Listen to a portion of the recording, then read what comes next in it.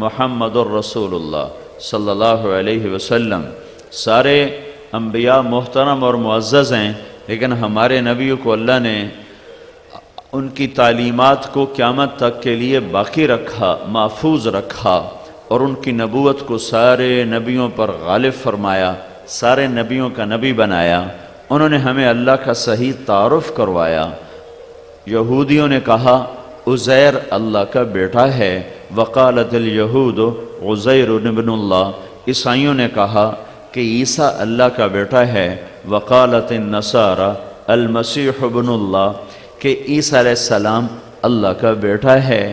انہوں نے اللہ کو تو جانا یہود نے، پر وہ دھوکہ کھا گئے۔ ایک عزیر کو اللہ کا بیٹا بنا گئے، ایک عیسیٰ علیہ السلام کو اللہ کا بیٹا بنا گئے۔ جب ہمارے نبی تشریف لائے تو انہوں نے ہمیں ہمارے رب کی پہچان کرائی۔ قل هو اللہ احد، ان سے کہہ دو وہ تنہا یکتا اکیلا ہے۔ اللہ الصمد، وہ بے نیاز ہے۔ لم یلد ولم یولد، نہ اس کا کوئی ماں باپ ہے نہ اس کا کوئی بیوی بچہ ہے۔ وہ اوپر سے پاک ہے ماں باپ سے، وہ نیچے سے پاک ہے اولاد سے، نہ اس کے اوپر کوئی سلسلہ ہے نہ اس کے نیچے کوئی سلسلہ ہے۔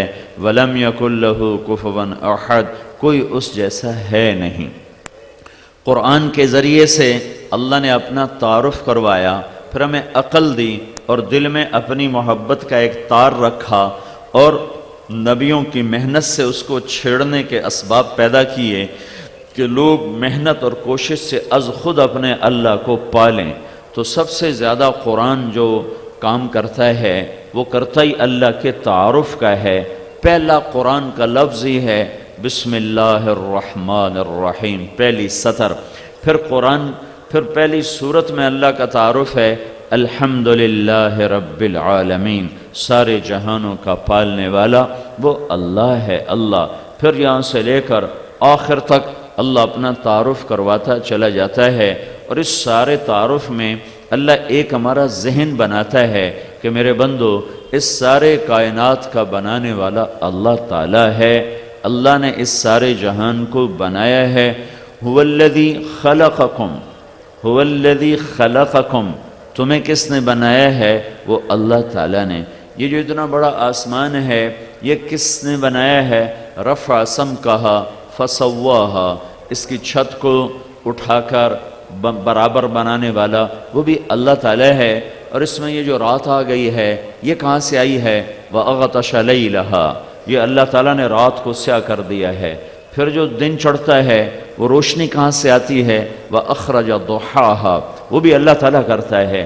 پھر یہ عرب والا کی زمین ہے یہ کس نے بچھائی ہے؟ تو اللہ تعالیٰ یہ ذہن بنا رہا ہے وَالْأَرْضَ بَعْدَ ذَلِكَ دَحَاهَا، اس زمین کو بھی تمہارے اللہ نے بچھایا ہے۔ پھر اس کے اندر جو کچھ ہے وہ کس نے رکھا ہے؟ کہ وہ بھی تمہارے اللہ نے رکھا ہے۔ قَدَّرَ فِيهَا أَقْوَاتَهَا فِي أَرْبَعَةِ أَيَّامٍ، اس کے اندر جتنا بھی خزانہ ہے وہ سب تمہارے اللہ نے رکھا ہے۔ پھر اس میں سے جو کچھ نکلتا ہے وہ کیسے نکلتا ہے؟ خود نکلتا ہے یا کوئی نکالنے والا ہے؟ تو اللہ اس کا جواب دیتا ہے اخرج منها ماءها، اس میں سے پانی تمہارا اللہ نکالتا ہے۔ ومرعاها، اس میں سے چارہ تمہارا اللہ نکالتا ہے۔ پھر یہ جو پہاڑ ہیں یہ کہاں سے آئے ہیں؟ تو اللہ اس کا جواب دیتا ہے والجبال ارساها، یہ پہاڑ بھی تیرے اللہ تعالیٰ نے لگائے ہیں۔ پھر یہ جو سمندر ہیں یہ کون کس نے بنائے تھے؟ تو اس کا بھی اللہ تعالیٰ ہمیں جواب دیتا ہے کہ هو الذی سخر البحر لتأکلوا منہ لحما طریا، ان سمندروں کو مسخر کرنے والا بھی تمہارا اللہ ہے۔ یہ جو دریا ہیں پھر یہ کہاں سے آتے ہیں؟ تو اللہ اس کا جواب دیتا ہے وَسَخَّرَ لَكُمُ الْأَنْهَارَ، یہ دریا تمہارے اللہ نے بنائے ہیں۔ دریاؤں کا پانی میٹھا کیسے ہو گیا اور سمندر کا پانی کڑوا کیسے ہو گیا؟ تو اس کا جواب بھی اللہ دیتا ہے هَذَا عَذْبٌ فُرَاتٌ سَائِغٌ شَرَابُهُ وَهَذَا مِلْحٌ أُجَاجٌ، یہ جو دریا کا میٹھا ہے یہ بھی اللہ تعالیٰ نے بنایا ہے، اور یہ جو سمندر کا کڑوا ہے یہ بھی اللہ تعالیٰ نے بنایا ہے۔ اور اس میں جو تیرنے والی مچھلیاں ہیں ان کا خالق کون ہے؟ تو اللہ تعالیٰ کہتا ہے وہ بھی تیرے اللہ نے بنایا ہے۔ لِتَأْكُلُوا مِنْهُ لَحْمًا طَرِيًّا، پھر جو پانی میں صدف کے اندر موتی بنتا ہے، وہ موتی کس نے بنایا ہے؟ وہ اللہ تعالیٰ نے خبر دی، وہ بھی اللہ تعالیٰ نے خبر دی وَتَسْتَخْرِجُ مِنْهُ حِلْيَةً تَلْبَسُونَهَا، وہ موتی بھی تمہارے اللہ نے بنایا ہے۔ تو یہ آیات ہیں جن میں اللہ ایک ہمیں ذہن دیتا ہے کہ ساری کائنات کا بنانے والا اللہ ہے۔ مِنْهُمْ مَنْ يَمْشِي عَلَى بَطْنِهِ، کچھ ہیں جو پیٹ پر رینگتے ہیں، یہ بھی اللہ خالق ہے۔ مِنْهُمْ مَنْ يَمْشِي عَلَى رِجْلَيْنِ، کچھ ہیں جو 2 پاؤں پہ چلتے ہیں، یہ بھی خالق اللہ ہے۔ مِنْهُمْ مَنْ يَمْشِي عَلَى 4، کچھ 4 پاؤں پہ چلتے ہیں، یہ بھی خالق اللہ ہے۔